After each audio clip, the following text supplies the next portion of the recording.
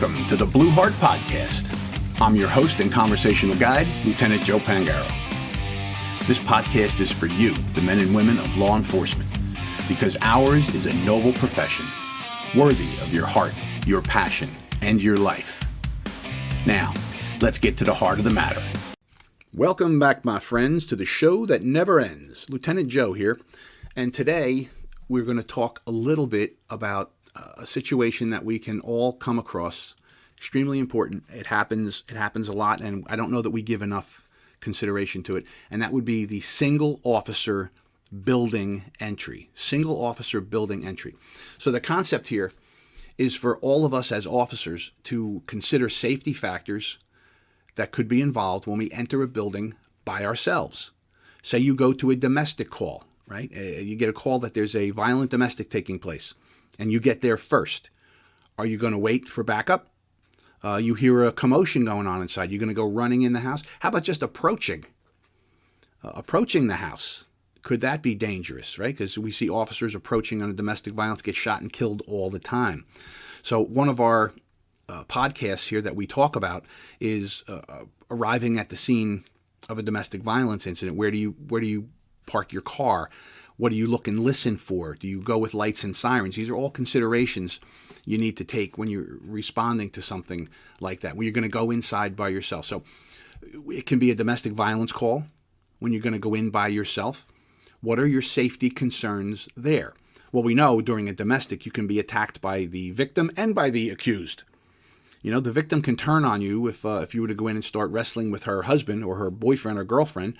The victim, man or woman, might turn on you. It happens. It's happened to me, where you're in there trying to protect somebody and they don't like you fighting with their partner and they turn around and attack you, and now you're fighting both of them. All right, so you got to consider that ahead of time. Now, going in with two or more officers obviously makes it safer for us. Right? It makes it safer for us, but we don't always have that, and that's why I want to talk about single officer building entry. So it can be a domestic call. How about if you got a call of a person with a weapon? Somebody's got a weapon in an office building, right? What if there is an active shooter incident, and we now know, we used to wait for 4. Well, actually, you know, for you who weren't around back then, we used to surround and drown first, like in Columbine. We surround the place, and then we wait for the SWAT team. Well, we can't wait for SWAT teams no more with active shooters, right? That all changed. So then we went to the first 4 officers that get there. You'd wait for 4, and then you go, but then we realized people are dying while we're waiting. So then it was 3. Now we're down to first good guy or good girl gun on the scene goes in to identify and find the shooter and try and neutralize them by arrest, containment, or the use of deadly force if that's what's required to stop the shooting. But you might be doing that by yourself.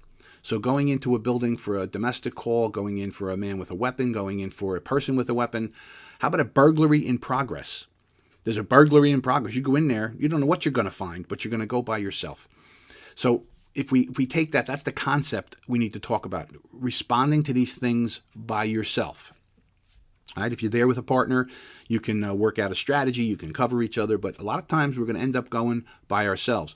In many of our communities, we have smaller police departments that don't have the benefit of having 20 people working on a shift or 15 people on a shift. They got 2 people on a shift, and they're far apart, right? They have to cover a large area. So some of the things we want to consider, what are the safety concerns you would think of entering a building by yourself? All right, well, we can think about that attack that would come at you, whether as you're walking up your approach to the building. Are you looking and listening to make sure there's nobody hanging out a window with a gun, nobody standing right behind you with hiding somewhere with a weapon? Is it a burglar that's armed or something like that? So we have to be aware of that. We want to listen and look before we go running in the door. All right. What potential danger signs could you look for as you're beginning to enter? Say you're at that door and you hear that commotion going on behind the door. You're sent there for a domestic violence incident, right? And you hear that fighting and the door's locked. Do you boot the door? Do you go try and find another way to get in? Right? Most of us are going to probably boot the door if we hear a fight going on the other side and we know that it's a domestic violence incident. What kind of danger does that put you in as soon as you get through that door? Or just standing at the door, right? So we want to consider that. What if you're going into a warehouse? Because you get a silent alarm of a burglary in progress at a warehouse, and you show up there by yourself, and it's a big warehouse, how are you going to choose to get in? If you find a door pried, are you going to go in that door? Do you look for another door? Is there a key? Do you some businesses give keys to the law enforcement, or they have Knox boxes or a similar kind of box outside that the police have access to. I know a lot of our schools give officers swipe cards to get in the school, or they can access the Knox box keys or whatever. How are you going to get in? So you go in there, and now you're in this warehouse. It's dark, and you have to look for a suspect. Well, look and listen, right? You want to hear, do you hear anybody? Do you see anybody? So you make your approach. So this is very important to consider. Keeping in contact with headquarters. Now, strategically, if you're in there, and I think in our example here, it's a silent alarm, so you would assume that the bad guy or the bad girl doesn't know they tripped an alarm, and you get there. If you have lights and sirens pulling up, do they see that and do they flee? That might be the best thing. They flee out an open door, or they open the door and take off, and then you don't have to deal with them inside. But for our example, let's say it's a silent alarm and you get there and they're still in the building. Well, are they armed? Are they not armed? How many of them are there? What if there's 3 people in there doing a burglary and they turn on you? How would you handle that? How would you let headquarters know where you are? Make sure you keep in radio contact. Headquarters, I've arrived. There's a pried back door. Send me some backup. You want to know how long it is until your backup gets there, right? In some towns, backup might be there in a minute. Might be there in 10 seconds. In other places, backup is 15, 18 minutes out. What are you going to do then? All right, so you want to think about that ahead of time. Would you wait for that backup, or would you just go in? What if you come under fire as a solo entry person? Do you seek cover, concealment? And, for all of us, we know the difference, cover and concealment. Cover is ballistic protection, something that could protect you from bullets, steel beams, concrete walls, things like that.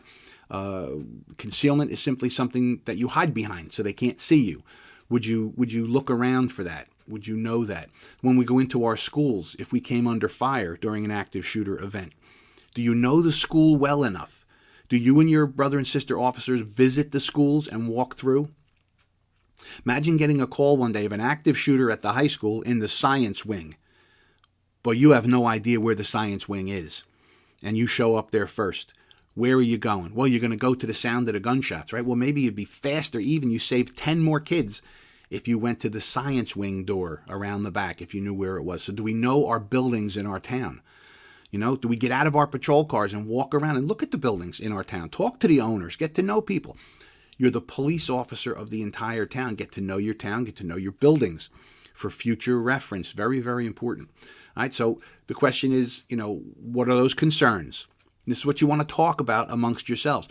Talk to other officers that maybe have done this kind of thing before and ended up in a fight with somebody or ended up in a situation where it was dangerous and they were by themselves. What did they do? Are you physically fit enough to fight off 1 or 2 people if you had to? Would you make the decision, a tactical retreat, as they call it? Okay, this is going bad. Let me get back out to my car. Let me get to a place of safety. Police press forward, right? Well, we press forward with common sense, right? We press forward with common sense and safety. If we have to save another person's life, then we continue forward no matter what. But if it's just us and you're in a situation like that, maybe you want to back out, get yourself to a position of safety so you can rethink what you're doing. Look at some more tactics you could take, or wait for some backup to come, right? What else could you do if you were in danger and it's not a situation like an active shooter where you have to go forward no matter what? You keep going no matter your danger. So we want to think about that. What do you do if you're in a situation like that? So arriving at any location, what I would suggest is that as part of a training exercise that you do with your officers is, first of all, acquire some airsoft equipment. Airsoft guns, rifles and handguns and everything are very, very realistic. They're very, very accurate, but the most important thing, they're inexpensive. All right, you can get a Glock look-alike, a Sig Sauer look-alike that looks just like the gun you might be carrying. They're air-powered, compressed air, the little tubes of compressed air. They shoot little plastic 6mm BBs. A good handgun might cost $50 or $60. A good rifle, like an M4 rifle that we might carry in our cars, or an MP5 if you carry those, or whatever kind of rifle you carry, shotguns, They make these in airsoft models for $75, $80. Some are battery powered that shoot the pellets. Some are CO2 compressed air.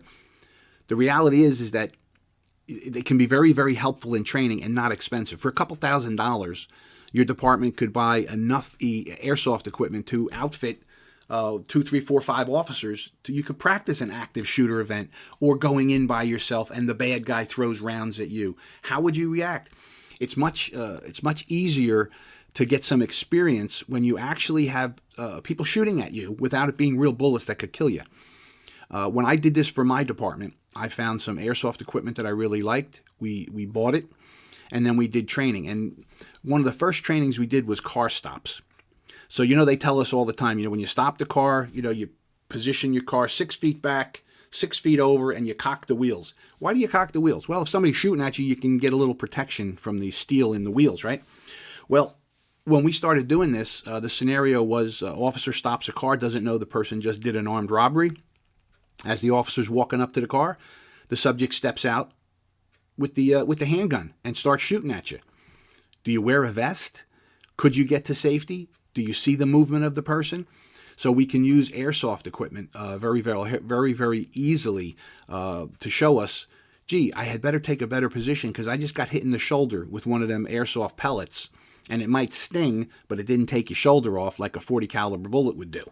Right? So you get an understanding of where you can hide better and what provides better cover or concealment.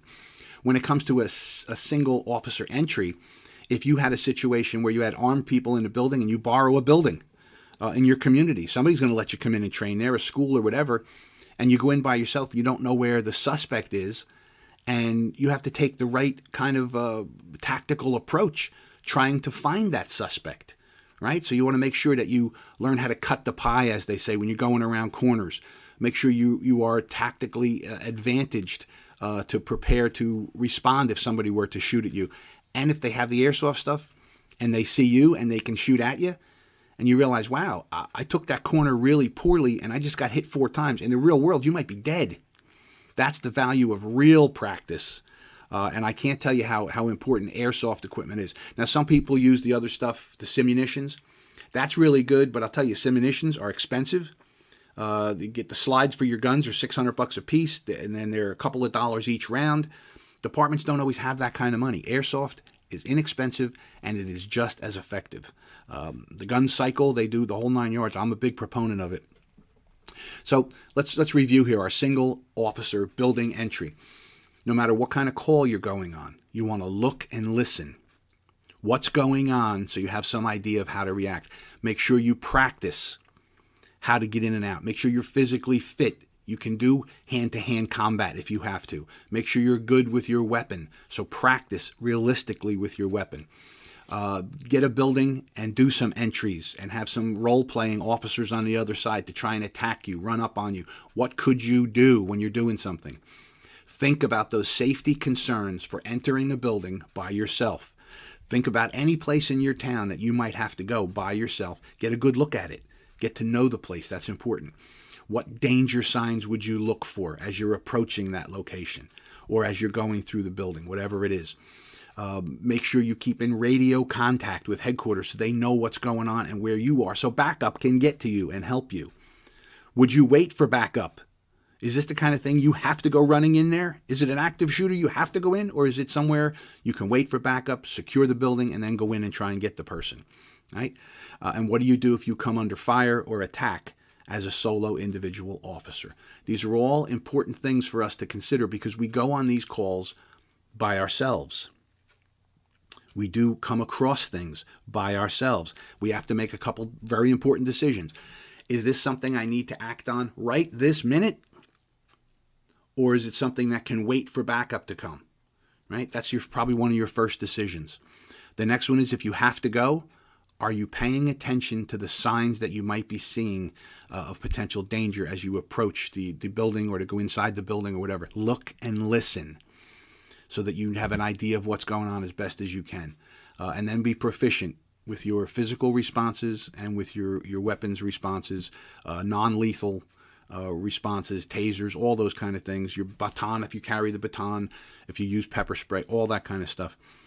Go over scenarios with each other. Think about things. Talk about them. These are important. This is where officers get hurt and killed. So do the right thing. Be safe out there. And consider what you're going to do for single officer entry. Lieutenant Joe and the Blue Heart Podcast Network would like to thank our sponsors. Blue 360 Media. You can find them at www.blue360media.com. And Medical Essential Diagnostics. You can find them at www.med-nj.com. We would also like to thank the Blue Heart Network production team, led by Senior Executive Director Todd Pangaro. Be careful out there. Do what's right.